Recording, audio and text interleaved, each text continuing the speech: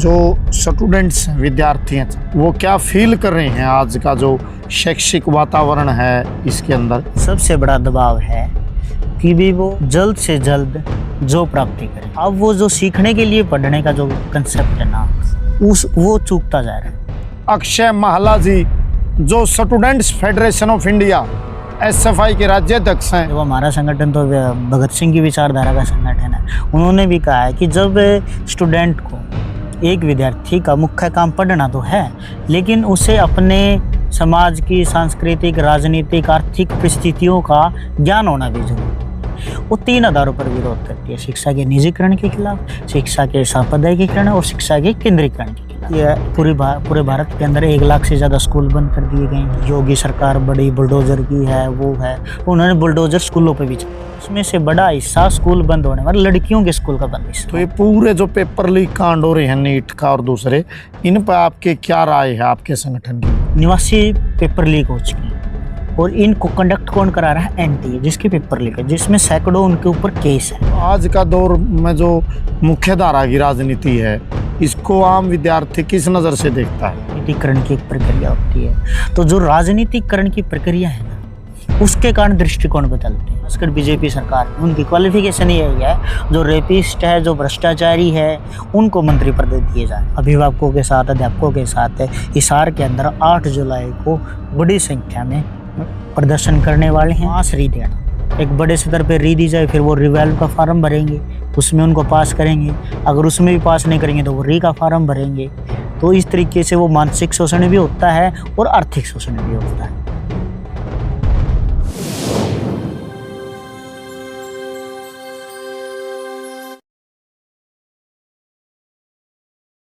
नमस्कार दोस्तों, मैं कुलदीप सिंह आपका स्वागत करता हूं।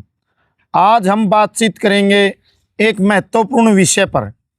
आज हमारा विषय है छात्र छात्राओं की समस्याओं को केंद्रित, विद्यार्थियों की तकलीफ़ों पर, शिक्षा व्यवस्था पर, शिक्षा नीति पर, आज की छात्र राजनीति पर, केंद्र सरकार और राज्य सरकारों की नीतियां किस तरह हमारे बेटा बेटी छात्र छात्राओं के भविष्य को तय कर रही हैं।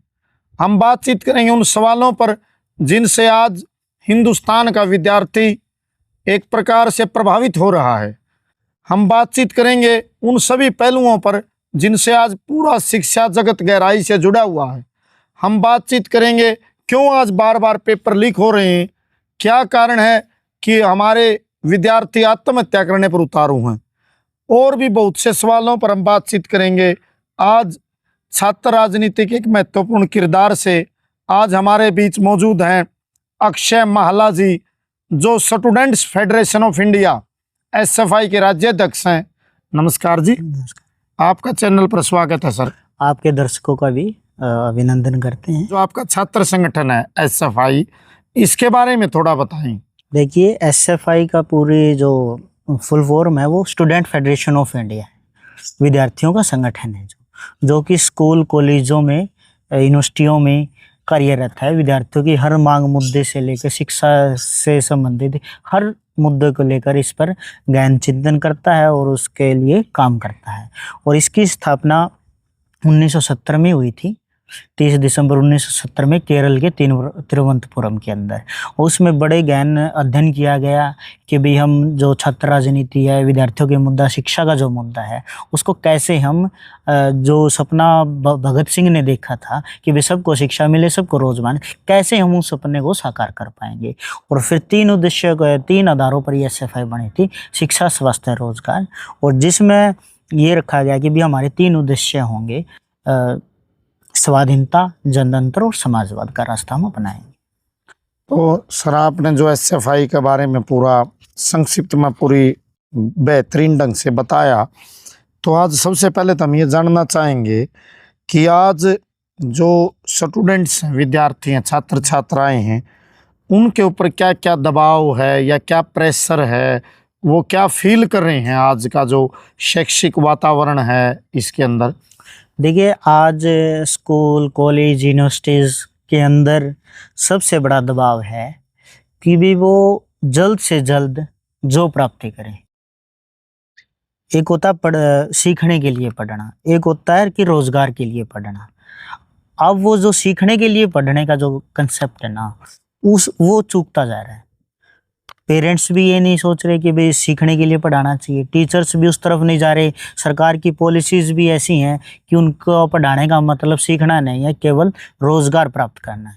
जो कि महान मतलब कि जो एजुकेशनिस्ट हैं, जो विचारक हैं, शिक्षाविद हैं, उनका मानना ये होता है कि एजुकेशन केवल रोजगार के लिए नहीं है, ये एक व्यक्ति को बेहतर इंसान बनाने के लिए शिक्षा है। शिक्षा का मूल अर्थ यही होता है। और भगत सिंह ने भी कहा है, देखो हमारा संगठन तो भगत सिंह की विचारधारा का संगठन है, उन्होंने भी कहा है कि जब स्टूडेंट को, एक विद्यार्थी का मुख्य काम पढ़ना तो है, लेकिन उसे अपने समाज की सांस्कृतिक, राजनीतिक, आर्थिक परिस्थितियों का ज्ञान होना भी जरूरी है। केवल उसको ऐसी शिक्षा को निकम्मी समझते हैं वो भगत सिंह कि जो केवल कलरक पैदा करे। और हम भी आज ये मानते हैं कि जो भगत सिंह की जो ये कोटेशन थी, भगत सिंह का जो नज़रिया था, हम उस नज़रिए से, उस दृष्टिकोण से सरकार की नीतियां लगा लीजिए, स्टूडेंट्स लगा लीजिए, पेरेंट्स लगा लीजिए, वो इनसे दूर होता जा रहा है। वो केवल कलर के लिए पढ़ाई कर, कलर के ज्ञान पैदा करने के लिए भी ओढ़ लगी हुई है। आपका कहने का अर्थ ये है कि आज के विद्यार्थियों पर कमाने का, जल्दी से जल्दी रोजगार हासिल करने का एक दबाव है। आज एक जो कैंपस है, कैंपस में दबाव जो सबसे महंगा महसूस कर रहा है विद्यार्थी, वो है ये कि कैंपस महंगे होते जा रहे हैं। महंगे होने का मतलब कि लगातार कोर्सों की फीस तो बढ़ती जा रही है, लगातार कोर्सों की फीस बढ़ती जा रही है, साल दर साल यूनिवर्सिटियाँ फीस बढ़ा रही हैं। एमडीयू के अंदर तो ये रूल भी पास कर दिया है कि 10% प्रति वर्ष फीस बढ़ेगी। और दूसरा, एक जो चीज़ें लेके आए हैं, मतलब कि हम वो कहते हैं कि भाई शिक्षा प्राइवेटाइजेशन होगी, वो किस तरीके से प्राइवेटाइजेशन कह रही है। मतलब बहुत सारे डिपार्टमेंटों के अंदर, खासकर बीटेक, टेक्निकल जो एजुकेशनल के डिपार्टमेंट है, उसमें एसएफएस कोर्स लाए जा रहे हैं, सेल्फ फाइनेंस जो कोर्सेज हैं वो लाए जा रहे हैं। उसमें क्या होगा कि जो विद्यार्थी है, मतलब कि वो गवर्नमेंट फंड नहीं करेगी। जो विद्यार्थी का खर्च है, बिल्डिंग फंड है, ट्यूशन फीस है, जितने प्रकार के फंड्स है, वो विद्यार्थी पे करेगा। मतलब कि सरकारी बिल्डिंग होगी, टीचर सरकारी होंगे और फीस बच्चे पे करेंगे सारी। अभी बी फार्मा की अगर फीस करें तो 1 लाख से ज़्यादा फीस है, बीटेक की फीस करें तो 1 लाख से ज़्यादा फीस है। तो आम मजदूर किसान का बेटा बेटी क्या इन कोर्सों में एडमिशन ले पाएगा?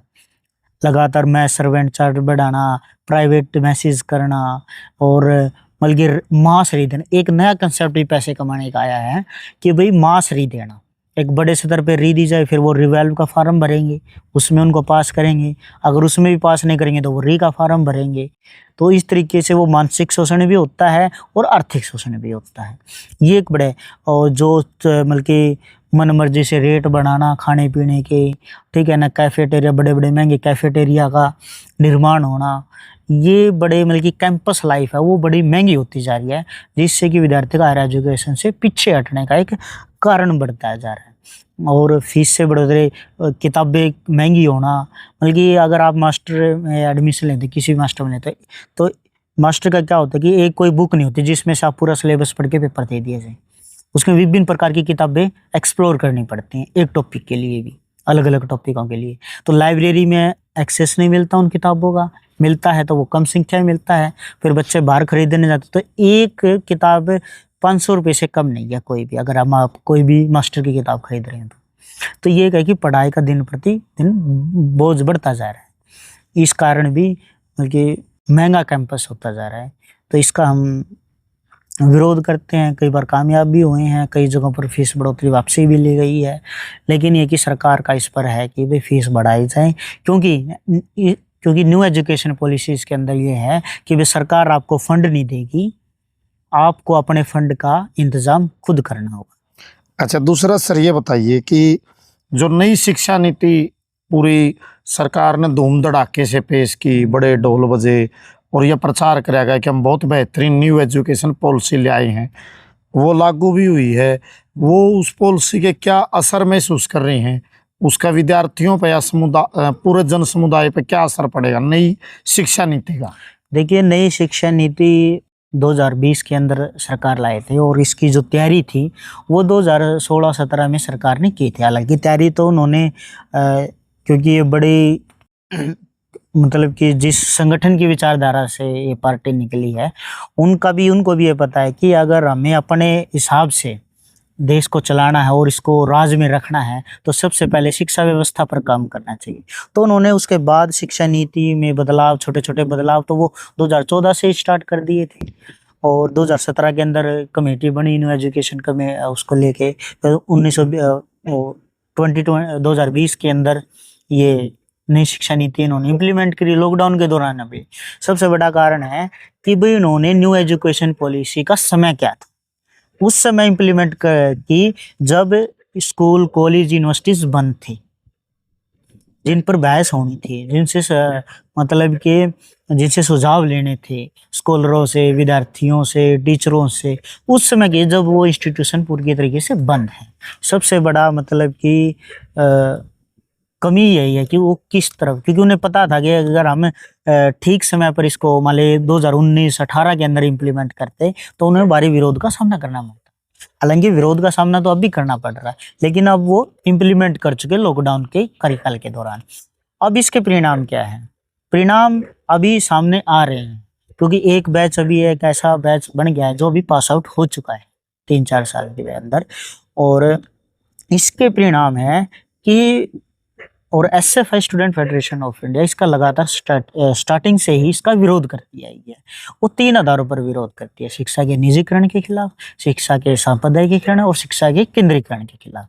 इन 3 चीजों के ऊपर हम इसको अध्ययन के साथ, हम ऐसे नहीं कि हवा में हमने 3 को भी हम तो विरोध करेंगे सरकार का, लेकिन हमने इसका प्रॉपर अध्ययन किया कि ये किस तरफ ले जाएगी। ये शिक्षा का निजीकरण की तरफ ले जाएगी, शिक्षा का सांप्रदायिकरण की तरफ ले जाएगी और शिक्षा के केंद्रीकरण की तरफ, जिससे ये होगा कि जो आखिरी लाइन, आखिरी पंक्ति का स्टूडेंट है वो शिक्षा से दूर होगा।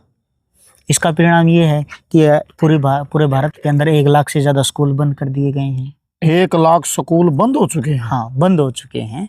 और सबसे ज्यादा यूपी है, जहाँ ये बोला जाता है कि योगी सरकार बड़ी बुलडोजर की है, वो है। उन्होंने बुलडोजर स्कूलों पे भी चलाया। उन्होंने बुलडोजर केवल घरों पर नहीं चलाया, उन्होंने बुलडोजर स्कूलों पे भी चलाया। हरियाणा में भी एक बड़ी लिस्ट आने वाली है, बड़े स्तर पर हरियाणा में भी स्कूल बंद किए गए हैं और बड़े स्तर पे विरोध भी हुआ गांव के लेवल पे। और हरियाणा के अंदर तो ऐसी स्थिति थी कि भी जो स्कूल बंद किए गए उसमें से बड़ा हिस्सा स्कूल बंद होने वाले लड़कियों के स्कूल का बंद हिस्सा, हमारा मर्ज के नाम पर, मर्ज के नाम पे, रेगुलेशन पॉलिसी के नाम पे, इस तरीके से इन सब अच्छे शब्दों का प्रयोग करने पर इसका विरोध मतलब कि उसको बंद कर रही है।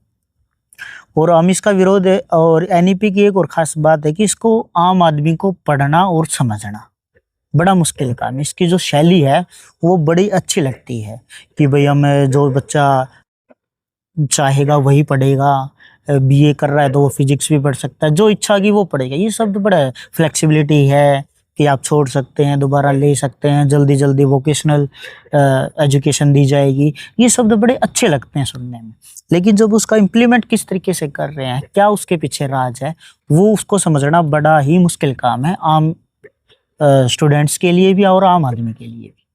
तो आपने बड़े बेहतरीन ढंग से नई शिक्षा नीति के दुष्परिणामों पर प्रकाश डाला। और आज के जो करंट में जो एक वर्तमान में जो सबसे ज़्यादा चर्चा है वो पेपर लीक। खासकर जो नीट का जो एग्ज़ाम पेपर लीक हुआ, उसके बाद काफ़ी स्टूडेंट्स ने आत्महत्या भी की और पूरे देश में एक मुद्दा बना हुआ है कि 89 लगभग या उससे ज़्यादा भी हो सकते हैं इतने पेपर लीक हो चुके हैं पिछले दिनों। और एक पूरा आंदोलन चल रहे हैं। देश के मानव संसाधन विकास मंत्री श्री धर्मेंद्र प्रधान का इस्तीफा मांग रहे हैं, लोग अनशन धरने कर रहे हैं। तो ये पूरे जो पेपर लीक कांड हो रहे हैं नीट का और दूसरे, इन पर आपके क्या राय है आपके संगठन की? देखिए, हमारी राय ये है कि जो पेपर लीक का मामला है वो उसकी उपज ये नहीं कि भाई अभी हुआ है पेपर लीक, 2024 में भी हुआ था, 2014 में भी हुआ था।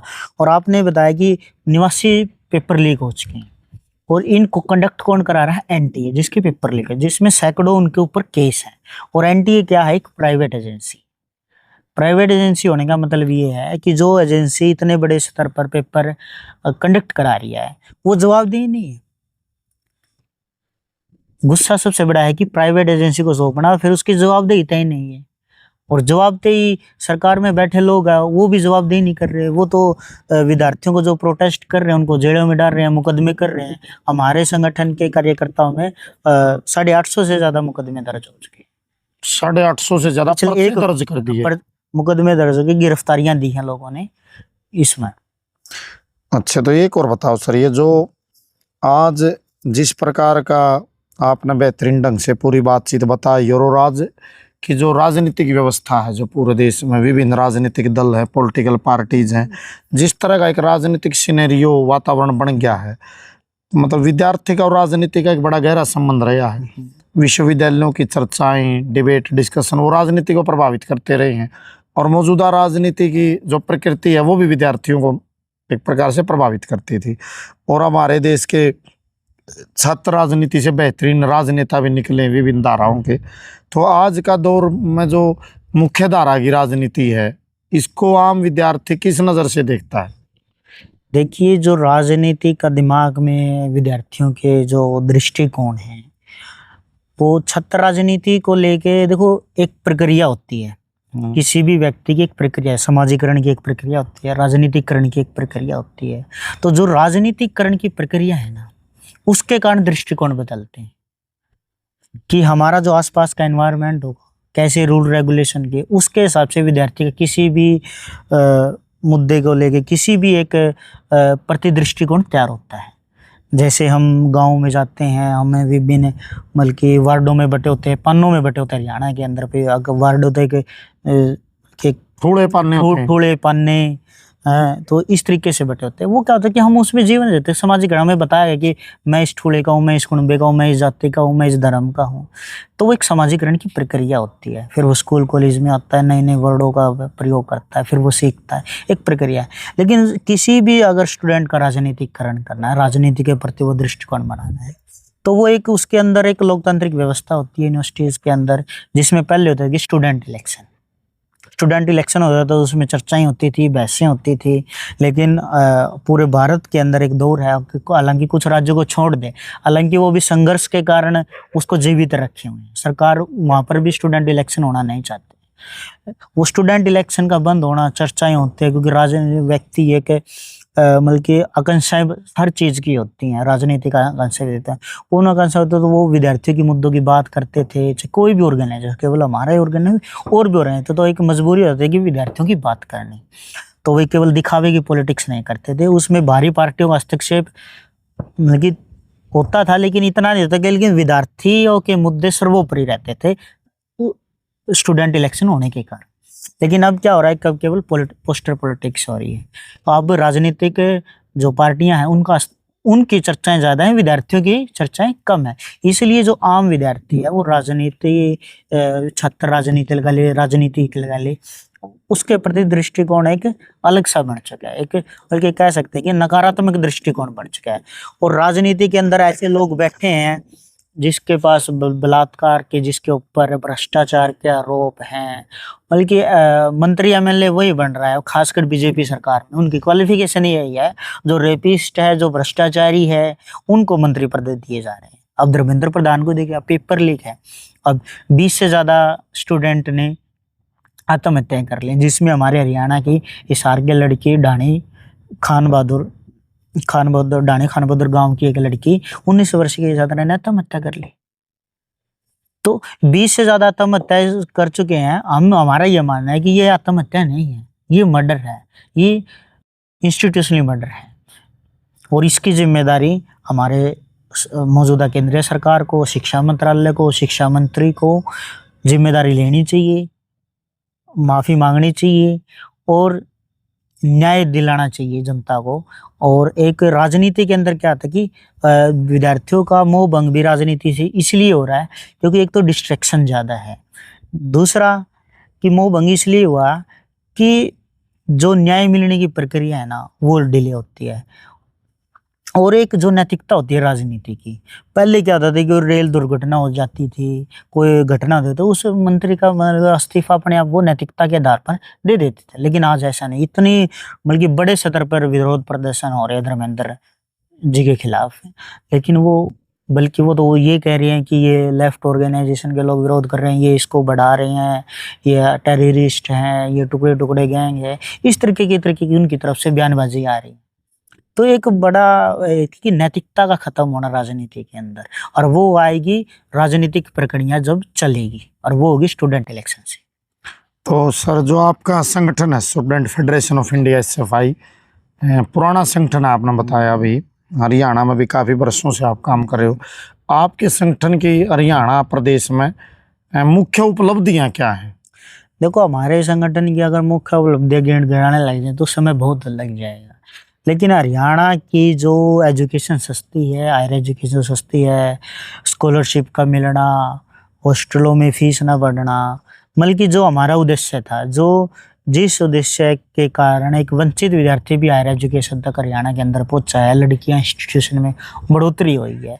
हमारी बढ़ोतरी ये है कि लड़कियों की सुरक्षा के लेकर हमारे साथी जसबीर होते थे कुरुक्षेत्र जी, जहाँ पर हम बैठे हैं, इसके अंदर में लड़कियों के बल्कि इतनी अच्छी पहचान थी उनकी कि उनसे मतलब कि लड़की अगर कोई आरोप भी लगा देना उनके ऊपर तो भाई ये लड़कियों के छेड़ता हो, तो लड़की चाहकर भी उसका उनको डिफेंड करेगी, इतनी मतलब की इमेज थी उनकी जसबीर जी की। और उनकी फिर मर्डर किया गया, मतलब की जो उस समय लड़कियों के लिए बहुत सारे आंदोलन चलाए उन्होंने, महिला सुरक्षा के लिए, लड़कियों की सुरक्षा के लिए, तो नरहरी हॉस्टल के अंदर उनकी हत्या की गई। तो आपने बताया जो SFI की महत्वपूर्ण उपलब्धियां रही, बस पास भी SFI की देन है। और मैं थोड़ा एक बात और आपने रोका एक बार? हाँ ना, कोई नहीं, बोलो आप। नहीं बताऊंगा मैं, ना बता दो। मतलब की उपलब्धियां मैं बताने वाला था, मतलब की जो लड़कियों की सुरक्षा है, जिससे एंट्री हुई लड़कियों की। देखो, कोई भी माँ बाप अपने बच्चे को तभी भेजेगा इंस्टीट्यूशन जब वहाँ पे सुरक्षा होगी सबसे पहले, ठीक है। और सुरक्षा को लेकर, महिलाओं की सुरक्षाओं के लिए, लड़कियों की सुरक्षाओं को लेकर हमने लड़ाई लड़ी है। और उसकी एंट्री कैसे हुई, तो सबसे बड़ी हमारी उपलब्धि है कि बस पास की लड़ाई। तो भाई विद्यार्थी है, अगर एक घर में से लड़का या लड़की है, अगर उसके माँ बाप के पास एक बच्चे को बढ़ाने के पैसे हैं, एक बच्चे के पास भेजने के पैसे हैं, तो वो लड़के पर इन्वेस्ट करेगा, क्योंकि हमारा पितृसत्तात्मक समाज है, तो वो लड़की पर इन्वेस्ट नहीं करेगा। अगर वो एजुकेशन सस्ती होगी तो वो दोनों आसानी से जा सकते हैं, अगर सस्ती है तो बस पास का जो सबसे बड़ा कारण है कि लड़कियों की कॉलेज के अंदर एंट्री हुई, स्कूलों के अंदर एंट्री हुई, ये हमारी सबसे बड़ी उपलब्धि है। तो आपने बड़े बेहतरीन ढंग से बातें बताई। अच्छा, तो एक बात और बताओ जी, आमतौर पर जो SFI के कार्यकर्ता नेता होते हैं, उनकी एक खासियतों में से एक ये होती है कि वो मतलब जहाँ पाठ्यक्रम सिलेबस जो उसकी सब्जेक्ट्स हैं उनमें वो एक अच्छे होनहार विद्यार्थी होते हैं। इसके अलावा वो सामाजिक मुद्दों पर विभिन्न पुस्तकें भी पढ़ते हैं, अलग अलग लेखक की, राजनीति की, चर्चा विमर्श, आलोचना, चिंतन, इन एक डिबेट और एक डिस्कशन के लिए वो जाने जाते हैं। तो आप भी SFI में पिछले काफ़ी समय से काम कर रहे हैं, तो आपके जो इस समय आप इतना समय लगाते हो, तो आपको जो वैचारिक खुराक मिलती है, आपके प्रिय लेखक या आपसे ऐसी कौन सी किताबें हैं जिन्होंने आपको प्रभावित किया, उनके बारे में थोड़ा बताओ। देखिए, जो आपने बताया कि हमारा असल में मैं बता देता हूँ कि आमतौर पर धारणा ये है सोसाइटी के अंदर कि भाई जो छात्र राजनीति करेगा वो पढ़ेगा नहीं। हमारे घर वाले भी ऐसे ही सोचते हैं, सभी के घर वाले ऐसा, एक आम धारणा है सोसाइटी के अंदर। लेकिन हम ये कहते हैं कि SFI वो करेगा जो पढ़ेगा, जो पढ़ेगा नहीं वो SFI लंबे समय तक नहीं कर सकता, क्योंकि इधर पोस्टर पॉलिटिक्स नहीं होती, यहाँ मुद्दों की राजनीति है। मुद्दों को समझने के लिए फिर वो आपको पढ़ना पड़ेगा, अपने सब्जेक्ट में मिलता था। जिस साथी का मैं नाम ले रहा था, साथी जसबीर की, जिसकी हत्या की, अब जिस छात्र नेता की हत्या की गई होगी, तो वो देख लिया था कितनी बड़ी फेस वैल्यू होगी। तो वो अपने समय में अपने डिपार्टमेंट में इकोनॉमिक्स में गोल्ड मेडलिस्ट थी। और बहुत से सारे ऐसे मतलब की लिस्ट बनाने लग जाएंगे आप हमारे SFI के लीडरों की, वो अच्छी अच्छी पोजिशनों पे हैं, क्योंकि हमारे संगठन का नारा ही है study and struggle, study first struggle must, कि शिक्षा के बिना हम संघर्ष नहीं कर सकते और संघर्ष के बिना हम शिक्षा प्राप्त नहीं कर सकते। और जो मेरी जो सबसे मतलब की चेतना जगाने वाली वो बुक थी, वो संस्मृतियाँ हमारे जो साथियों ने दी थी, पुराने साथियों ने। संस्मृतियाँ ने वो जिज्ञासा पैदा की, श्री वर्मा की जो संस्मृतियाँ थी। तो इस तरीके की हमारा संगठन का साहित्य है, हम खुद पत्रिकाएं, पुस्तकें प्रिंट कराते हैं, वो हमारा सबसे पहले है। और जिससे मतलब कि चेतना जगाने का काम किया, वो संस्मृतियाँ थी कि विद्यार्थी भी राजनीति कर सकता है और एक आम मजदूर किसान का बेटा बेटी भी विद्यार्थी राजनीति में कदम रख सकता है। तो अभी आपके आने वाले आपके जो संगठन के क्या गतिविधियां रहेंगी या आने वाले दौर में आपकी क्या योजनाएं हैं? देखिए, हमारी अभी जो सबसे बड़ी अभी जो हाल का मुद्दा सबसे चला हुआ है, जो पेपर लीक का मुद्दा है, जो ये, और इसमें केवल ये नहीं कि एनटीए नाकामयाब है पेपर में, जो शिक्षा व्यवस्था पूरी है वो सभी में सभी नाकामयाब हैं। चाहे वो हरियाणा के मामला हो, चाहे वो दिल्ली का मामला हो, चाहे वो यूपी पुलिस का मामला हो, चाहे अभी 2-3 दिन पहले महाराष्ट्र टेट का मामला हो, बल्कि जो शिक्षा व्यवस्था है वो पूरी डगमगाई हुई है। अभी हमने इस नीट का केवल हम धर्मेंद्र प्रधान के अस्तित्व तक सीमित नहीं है, हम नीट को लेकर, नीट में जो खामियां हैं, धर्मेंद्र प्रधान का इस्तीफा तो है एक चीज, क्योंकि वो इन हत्याओं के जिम्मेदार कौन है? शिक्षा मंत्री। उन्होंने इस व्यवस्था नहीं कही ऐसे कि भी पेपर लीक होने से रुके, तो वो तो है ही। लेकिन इसके साथ मुद्दा ये है, जो मैंने बताया आपको कि भी हमें एनईपी का विरोध केंद्रीयकरण एक मुख्य कारण है कि नीट का डिसेंट्रलाइजेशन। जब 2014 से पहले ये जो नीट नहीं था, ये पीएमटी था, और 2 तरीके के पेपर होते थे, ऑल इंडिया पीएमटी और अपने स्टेट के स्तर पे पीएमटी होता था, जिसमें ऑल इंडिया कोटे की सीटें फिक्स होती थी, और जो अपने मान लीजिए हरियाणा के कॉलेजों की सीटें वो फिक्स होती थी, तो उसमें हरियाणा के बच्चे को प्रायोरिटी मिलती थी। अब उसने क्या किया कि नीट ने वो जो राज्य स्तरीय एग्जाम थे, जो हरियाणा जैसे पीएमटी बोले, हरियाणा प्री मेडिकल टेस्ट बोले, उनको खत्म करके नीट ले गए, नेशनल एलिजिबिलिटी टेस्ट। तो उसके अंदर क्या किया कि पूरे विद्यार्थियों को इकट्ठे, तो इससे क्योंकि जो क्षेत्रीय बालक थे, क्षेत्रीय जो स्टूडेंट थे, उनको उस चीज़ का खामियाजा भुगतना पड़ा, उनको पूरे भारत से फाइट करनी पड़ी। इससे वो दिमाग पे जो प्रेशर है, और वो दिमाग में जो मेंटली है प्रेशर है बच्चे के ऊपर, वो बढ़ता गया। इसलिए बच्चे सुसाइड की तरफ जाते हैं। वो ये मान लेते हैं कि ये नहीं तो और कुछ नहीं, क्योंकि रोजगार के साथ में अवसर कम हो रहे हैं और किसी फील्ड में वो रोजगार दिखाई नहीं देता। तो उन्हें बचपन से पेरेंट्स की भी ये होती है, फिर कोचिंग सेंटरों में एंट्री, कोचिंग सेंटर ये दिखाते हैं कि भाई आप एमबीबीएस बनोगे तभी जीवन में अपने पेरेंट्स के सपनों को कामयाब कर पाएंगे, अपनी अच्छी सोसाइटी के अंदर एंट्री करोगे, उसके अलावा कुछ नहीं, क्योंकि और जगह से रोजगार कम है। हालांकि उन्हें असली तस्वीर नहीं दिखाई जाती कि साथ के साथ गवर्नमेंट हॉस्पिटल बंद हो रहे हैं, उनमें भर्तियां नहीं हो रही, लगातार प्राइवेट हॉस्पिटल दिखा रहे, वो इमेज उन्हें नहीं दिखाई जाए, क्योंकि उन्हें क्रिटिकल जो आलोचनात्मक शक्ति है, उसे कोचिंग सेंटर से आलोचनात्मक शक्ति विद्यार्थी की नहीं बढ़ती। वो कहाँ होगी? वो होगी जब वैज्ञानिक जो शिक्षा होगी वो वैज्ञानिक आलोचनात्मक विवेक का निर्माण नहीं हो पाता। निर्माण है वो कब होगा? जब हमारा जो करिकुलम है, जो हमारा पाठ्यक्रम है, वो वैज्ञानिक साइंटिफिक टेम्परामेंट का होगा। तो इसलिए वो सोच नहीं पाते, तो वो इसलिए वो सुसाइड की तरफ चले जाते हैं। तो अभी हम इसको नीट के डिसेंट्रलाइजेशन, पेपर लीक के खिलाफ, पेपर रद्द ना हो। हरियाणा के अंदर भी लगातार 29 से ज्यादा पेपर लीक हो चुके। तो ये पेपर लीक की एक पूरा माफिया है पेपर लीक का।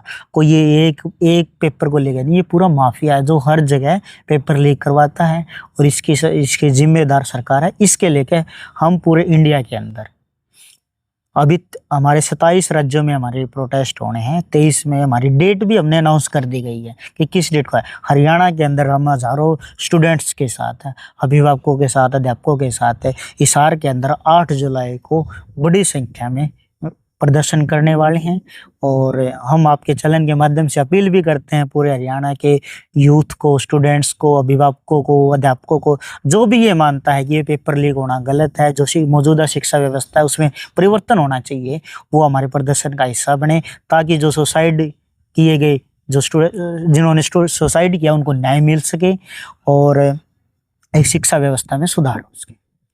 तो सर, आप कोई और बात कहना चाहते हो हमारे चैनल के माध्यम से दर्शकों को? देखिए, मैं अपने संगठन के जरिए से, आपके चैनल के माध्यम से यूथ और स्टूडेंट्स को यही कहना चाहूँगा कि वो हायर एजुकेशन का हिस्सा बने, और दूसरा संगठित रहें, क्योंकि संगठन संगठित नहीं होंगे तो हम बदलाव नहीं कर सकते।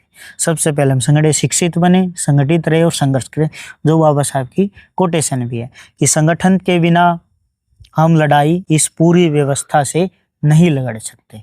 तो आज आपने सुनी बातचीत साथी अक्षय महला जी की। हम भी सभी दर्शकों से अनुरोध करेंगे कि वो विद्यार्थियों के मुद्दों के प्रति संवेदनशील बने, विचार मंथन करे, एक स्वस्थ समझ विकसित करे। आपने समय दिया, आपका भी बहुत धन्यवाद।